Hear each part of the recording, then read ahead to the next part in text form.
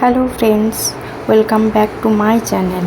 আজ আমি তোমাদেরকে খুব সহজেই পটলের একটা রেসিপি করে দেখাবো। তো দেখতেই পাচ্ছ আমি পটলের পুরো উপকরণগুলোকে পুরো কেটে নিয়েছি। পটল, আলু, টমেটো যা যা লাগে সব কিছু কেটে রেডি করে নিয়েছি। আর মশলাপাতি, পেঁয়াজ, রসুন, আদা সব কিছু রেডি করে আমি কিন্তু পটলের রান্নাটা তৈরি করব। দেখো আমি কড়াইয়ে তেল গরম করতে দিয়ে দিয়েছি। এরপর আমি পটলগুলো দিয়ে দেব। পটলগুলো নুন হলুদ দিয়ে হালকা লাল লাল করে ফ্রাই করে নেব ভালোটি করে। দেখো তোমরাও কিন্তু এরকম করে বানাতে পারো, খুব টেস্টি হবে খেতে।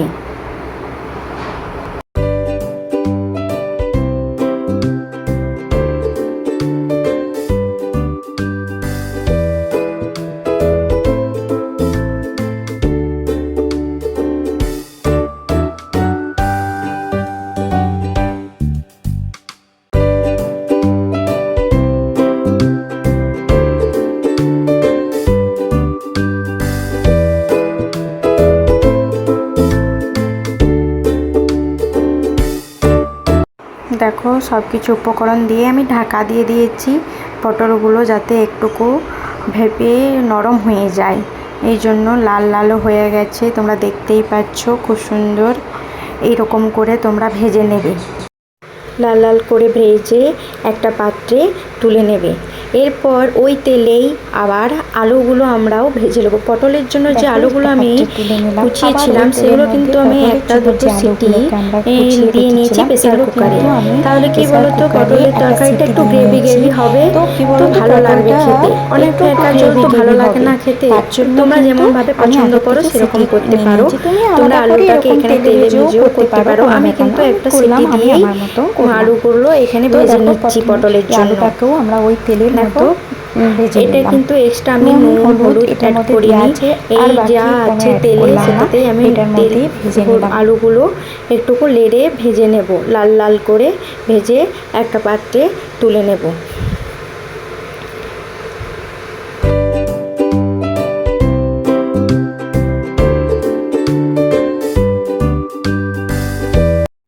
এরপর দেখতে পাচ্ছ আমি তুলে নিয়েছি পুরো আলুগুলো। এই তেলটার মধ্যে আর একটু তেল দেব, দিয়ে এটাতে একটা জিরে আর শুকনো লঙ্কা আমি ফোড়ন দেব। তোমরা আদার্স আরও কিছু দিতে পারো, তেজপাতা আর কিছু দিতে পারো। আমি গরম মশলাও দিতে পারো একটু রিচ বানানোর জন্য। আমি সিম্পলভাবে করছি তাই সিম্পলভাবেই আমি দিলাম। একটুকু জিরে আর একটা শুকনো লঙ্কা আর 2টি চিনি। তো কী বলো তো, চিনি দিলে একটা সবজিটার মধ্যে সব কিছু ব্যালেন্স আসে, আর নুন ঝাল মিষ্টি টক ভালো লাগে খেতে। আশা করি তোমরাও দিয়ে থাকো। গরম হয়ে গেছে তেলটা, আমি পেঁয়াজগুলো দিয়ে দিলাম। একটুকু ভালোটি করে লেড়ে চেড়ে ভেজে নেব। দেখো আমি পুরো ভালোটি করে তেলের মধ্যে দিয়ে দিলাম। তো পুরো তেলটার মধ্যে দিয়ে আমি ভালো করে ভেজে নেব।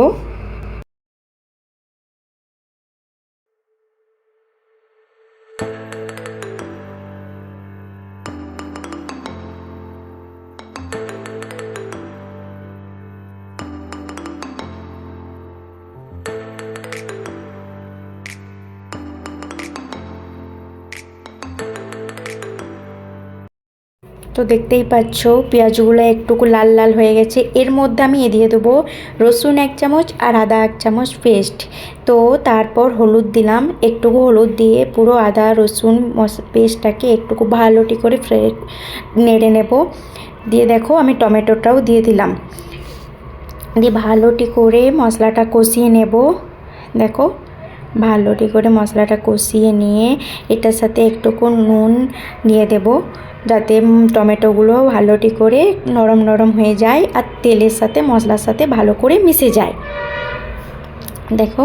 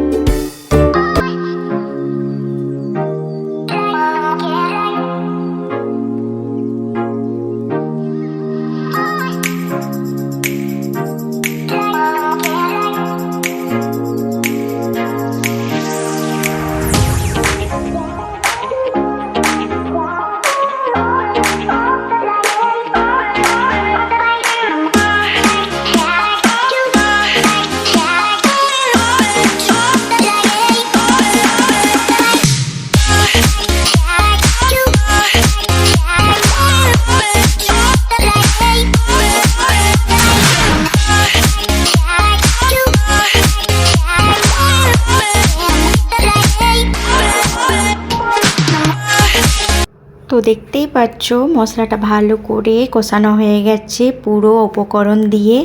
এবারে কিন্তু মশলার থেকে পুরো তেল ছড়তেও আরম্ভ করে দিয়েছে। দেখো পুরো সাইডে সাইডে তেল ছেড়েছে এবং টমেটোগুলো ভালো করে ম্যাশ হয়ে গেছে। আগেকার দিনে ঠাকুমারা বলতো যে কড়াইয়ে তেল ছাড়লে, মশলা থেকে তেল ছাড়লে তারপরে সবজিগুলো যদি অ্যাড করা যায় তাহলে সেই সবজিটা খেতে আরও টেস্ট হয়, আরও কালারফুল দেখতেও হয়।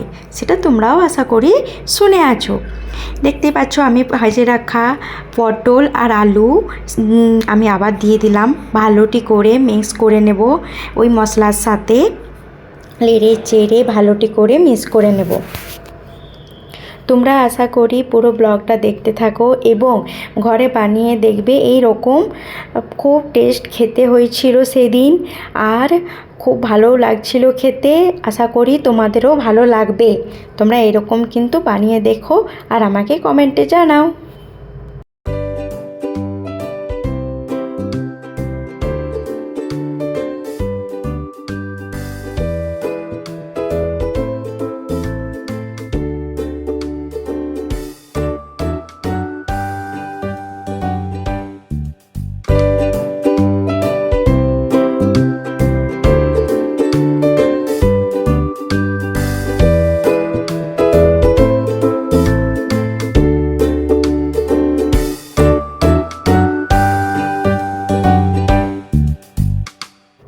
তো দেখতেই পাচ্ছ ভালো করে আমার কিন্তু কষানো হয়ে গেছিলো মশলাটা, যাতে পটল আলুর পুরো মিক্স হয় বা পুরো ভিতরে ঢুকে আলুগুলোর।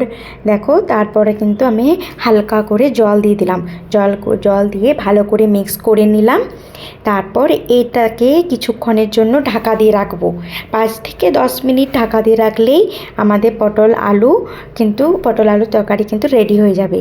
দেখতেই পাচ্ছ ফুটতেও গেছে জল, কি সুন্দর কালার এসছে। তোমরা দেখো খুব সুন্দর কালার এসছে। কিন্তু তোমরা কিন্তু এরকম বানিয়ে খাবে। দেখো ফুটে গেছে ভালোটি করে, টবক টবক করে ফুটছে। এরপরে আমি একটুকু লবণ টেস্ট করে নেব, যাতে তো লবণ টেস্ট করা হয়ে যাওয়ার পরে আমি এটা দেখো রেডি হয়ে গেছে। আমি এটা একটা পাত্রে এবারে ঢেলে নেব। আশা করি ভালো লাগলো ভিডিওটা।